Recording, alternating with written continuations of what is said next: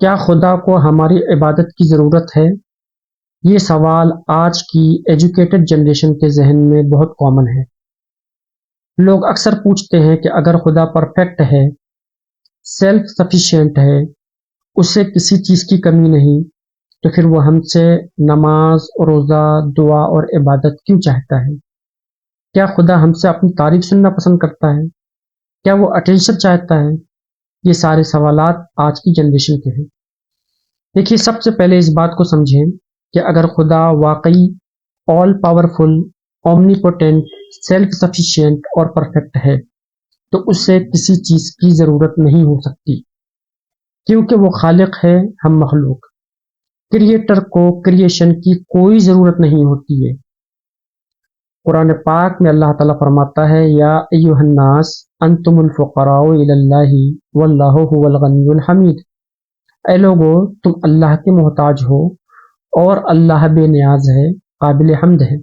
یہ آیت بالکل کلیئر کر دیتی ہے کہ اللہ غنی ہے، انڈیپینڈنٹ ہے، ہم اس کے محتاج ہیں، وہ ہمارا محتاج نہیں ہے۔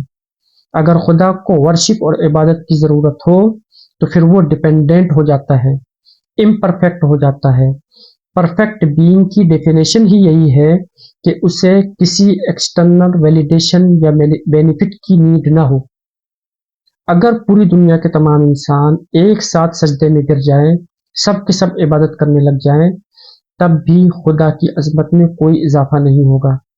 اور اگر پوری دنیا کے لوگ نافرمان ہو جائیں، ناشکرے ہو جائیں، تب بھی خدا کی خدائی میں کوئی فرق نہیں پڑے گا، کیونکہ خدا انسانوں کے ووٹ سے خدا نہیں بنا ہے۔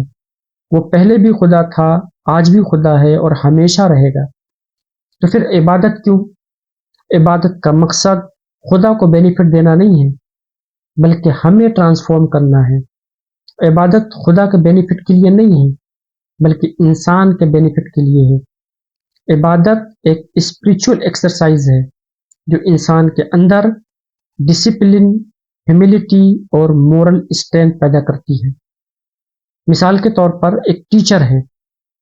ٹیچر کو اسٹوڈنٹ کے رسپیکٹ یا ہوم ورک کی ضرورت نہیں ہوتی ہے، وہ اپنی نالج کے ساتھ کمپلیٹ ہے۔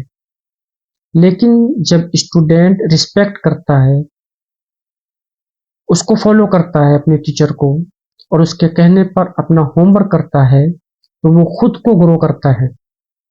اسی طرح ایک ماں اپنے بچے سے کہتی ہے کہ بیٹا مجھے تھینک یو بولا کرو۔ کیا ماں کو واقعی اس کی ضرورت ہے کہ بچہ اسے تھینک یو بولے؟ نہیں، بلکہ بچے کو گریٹیٹیوڈ سکھانے کے لیے وہ کہتی ہے، تاکہ بچہ اچھا انسان بن سکے، گڈ مینر سیکھ سکے۔ بالکل ایسے ہی اللہ تعالیٰ نے ہمیں عبادت کا حکم دیا تاکہ ہم یاد رکھیں کہ ہم کون ہیں، ہمارا پرپس کیا ہے، اور ہم ایروگینس سے بچ سکیں۔ سورہ فاتحہ میں ہم کہتے ہیں ایاک نعبد، ہم تیری ہی عبادت کرتے ہیں۔ یہ ہمارا ڈکلیریشن ہوتا ہے، دن میں 5 مرتبہ اپنے آپ کو یاد دلانا ہوتا ہے کہ ہم کس کی عبادت کرنے جا رہے ہیں۔ انسان صرف باڈی نہیں ہے، انسان کے اندر سول بھی ہے، ایموشنز بھی ہے، ڈیزائرز بھی ہے، فیئرس بھی ہے، ایگو بھی ہے۔ جس طرح جسم کو فوڈ چاہیے، جسم خوراک کا محتاج ہوتا ہے، اسی طرح روح کو، سول کو بھی اسپریچول فوڈ چاہیے۔ عبادت وہ اسپریچول نرشمنٹ ہے جو انسان کے اندر بیلنس پیدا کرتی ہے۔ آج ماڈرن ورلڈ میں آپ دیکھیے ٹیکنالوجی بہت ایڈوانس ہو گئی ہے، لیکن اس کے ساتھ ساتھ ڈپریشن، اینگزائٹی، اسٹریس، لونلینس اور سوسائڈ ریٹ بھی بہت بڑھ گئے ہیں۔ کیوں؟ کیونکہ انسان نے مٹیریل ڈیولپمنٹ بہت کر لی ہے، لیکن اسپریچول کنیکشن کھو دیا ہے۔ عبادت انسان کو اسپریچولی کنیکٹ کرتی ہے۔ نماز پڑھنے والا شخص جنرلی مور فوکسڈ، پیشنٹ اور گریٹفل ہوتا ہے۔ اسٹڈیز بھی یہی شو کرتی ہے کہ religious practices mental health improve کرتی ہے۔ نماز انسان کو ڈسپلن سکھاتی ہے، اکاؤنٹیبل بناتی ہے۔ روزہ سیلف کنٹرول سکھاتا ہے۔ دعا انسان کو عاجزی، انکساری اور ہیوملٹی سکھاتی ہے۔ ذکر انسان کے دل کو سکون و طمانینت بخشتا ہے۔ یعنی عبادت کا پورا سسٹم انسان کی پرسنالٹی بلڈنگ کے لیے ہے۔ عبادت انسان کو ریمائنڈ کراتی ہے کہ تم صرف ایک مشین نہیں ہو، تم صرف ایک بایولوجیکل کریچر نہیں ہو، بلکہ تمہارا ایک ہائر پرپس بھی ہے۔ عبادت انسان کو خدا سے کنیکٹ کرتی ہے، اور جب انسان اپنے کریٹر سے کنیکٹ ہو جاتا ہے تو اس کی زندگی میں میننگ آتا ہے، ڈائریکشن آتی ہے، اور اسے انر پیس ملتا ہے۔ ایک بات آپ ہمیشہ یاد رکھیے کہ انسان نیچرلی کسی نہ کسی کی عبادت کرتا ہی ہے۔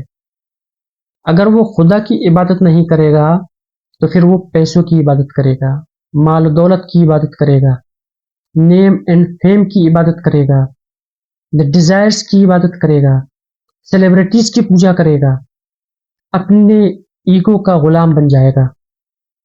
عبادت کا مطلب صرف سجدہ کرنا نہیں ہے، صرف چند ارکان کو ادا کر لینا نہیں ہے، بلکہ الٹیمیٹ سبمیشن ہے۔ کوشچن یہ نہیں ہے کہ انسان عبادت کرے گا یا نہیں، کوشچن یہ ہے کہ وہ کس کی عبادت کرے گا۔ خدا انسان کو اپنی عبادت کے ذریعے آزاد کر دیتا ہے۔ جب انسان صرف خدا کے سامنے جھکتا ہے، صرف ایک خدا کی عبادت کرتا ہے، تو پھر وہ دنیا کے تمام معبودان باطل اور فالس گوڈس کے سامنے نہیں جھکتا۔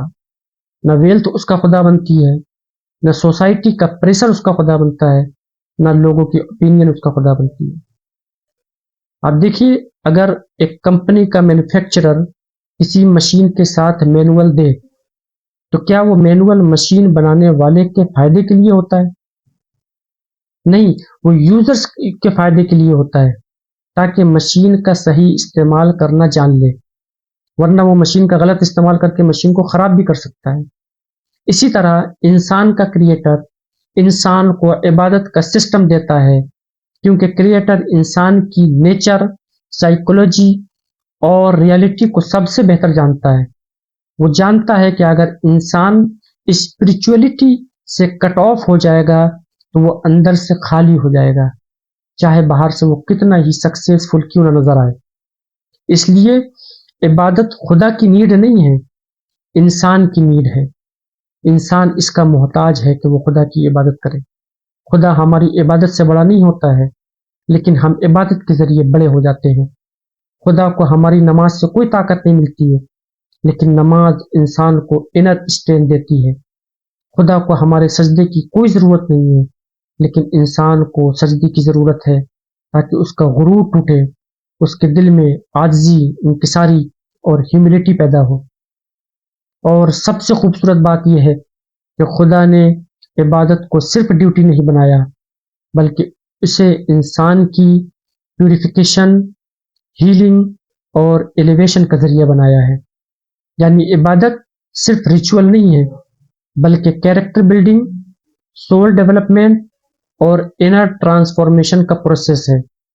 یہی ریزن ہے کہ اگر کوئی انسان عبادت چھوڑ دے تو خدا کی عظمت اور گریٹنس تو کم نہیں ہوتی ہے، لیکن اس انسان کی اسپریچول ہیلتھ اور مورل کمپس ضرور کمزور ہو جاتی ہے۔